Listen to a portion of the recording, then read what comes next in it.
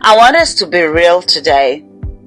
Boundaries can actually feel very awkward, especially if you're so used to being a people pleaser or putting everyone else's needs ahead of your own. But here's the truth.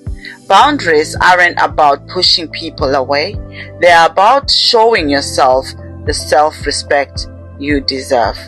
For those who do not know me, I am your host, Adelaide, your confidence building coach, the founder of Renewed Resilience, and the author of Regain Your Confidence Journal. So welcome to Boldly You, the podcast where we are all about stepping into our full potential, shedding those limiting beliefs, and embracing the boldness within. So whether you're tuning in during your commute or while you're getting ready for your day or just relaxing, I am so glad you're here with me today. So today we are looking at the topic setting boundaries for self-respect. I want you right now to grab yourself a coffee, your journal, and just find yourself a comfortable spot and let's dive in. What are boundaries and why do they matter? I want us to start with the basics. What are boundaries really?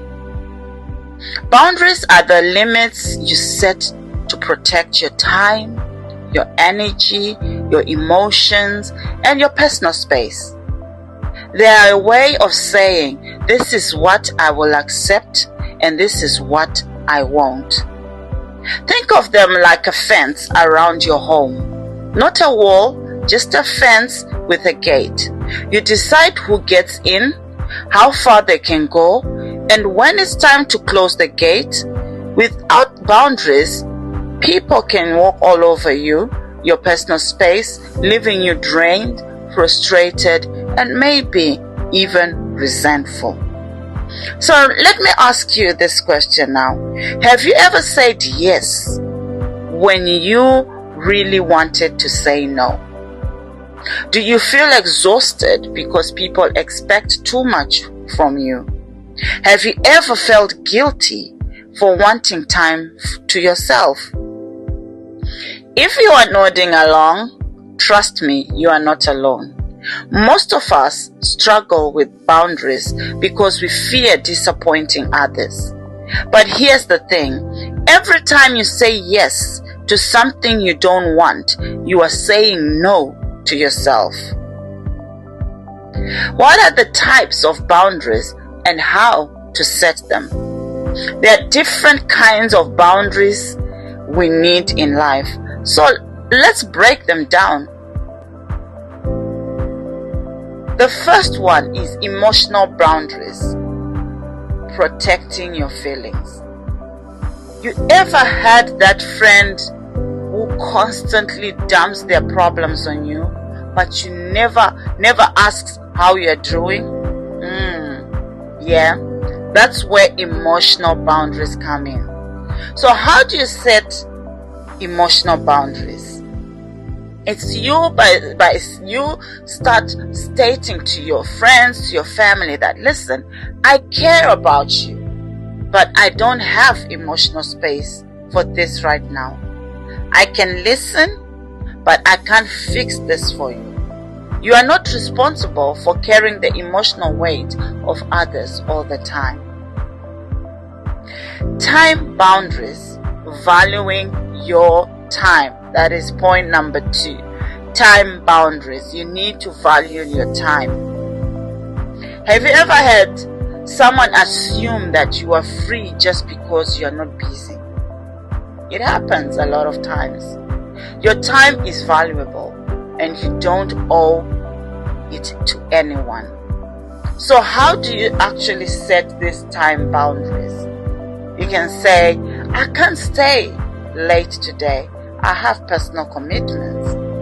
I need to focus on my work. Let's catch up another time. Saying no doesn't make you rude. It makes you respectful of your own time. The third point is the physical boundaries, your personal space. Some people just don't understand personal space. Whether it's unwanted hugs or someone sitting way too close or physical boundaries do matter. So how do you actually set these physical boundaries? You tell the person that, listen, I am not really a hugger, but I appreciate the thought. You don't have to be rude.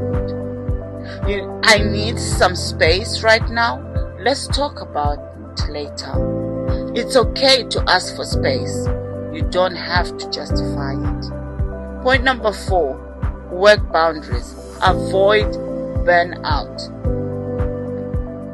Have you ever had that boss or a co-worker that expects you to answer emails at all hours? Work boundaries help you to protect your sanity. You need to protect yourself from work boundaries, from work pressures.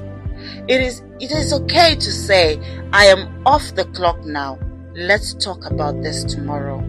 I can't take one more project at the moment.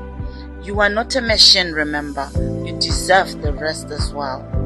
The 5th boundary is digital boundaries. Controlling your online space. Social media can be very draining. If scrolling makes you feel anxious or comparing yourself to others, it's time for digital boundaries. It's time to say, I am taking a break from social media for my mental health. I don't engage in negative discussions online. Your online space should be healthy, not draining. So how do you stick to your boundaries without you feeling guilty? Now I know what you're thinking. But Adelaide, what if people get mad when I set boundaries? Listen, here's the thing. People who benefit from your lack of boundaries will be the most upset when you start setting them. And that's okay. And here's how you should stand your ground. Be clear and direct. You don't need long explanations. A simple, I can't do that is enough. Stay calm and firm. You don't have to argue or apologize for setting boundaries. Expect pushbacks. Some people won't like it, but those who truly respect you will understand. Practice self-respect. Remember yourself. Your needs matter just as much as anyone else's. Keep going. The more you set boundaries, the easier it gets. So beautiful people, here's your challenge for this week.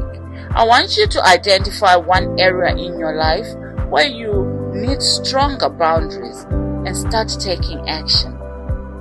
Maybe it's saying no to a request, turning off your phone after a certain time, or asking for space when you need it. Whatever it is, choose you. Because at the end of the day, boundaries aren't about keeping people out. They are about letting the right people in on the right terms. So remember this, you don't have to please everyone. You just have to respect yourself. I would love to hear your thoughts on this. Send me a message on my social media handles on Facebook, Adelaide Nguke, or on my social media Facebook page, Renewed Resilience. You can send me a DM and let me know what's one boundary you are working on setting this week. Until next time, I want you to stay real, stay strong, and always stay boldly you. Thank you for tuning in to Boldly You. If this episode helped you, share it with a friend, subscribe, and leave a review. It means the world to me. Remember, you are bold, you are capable, and you are enough.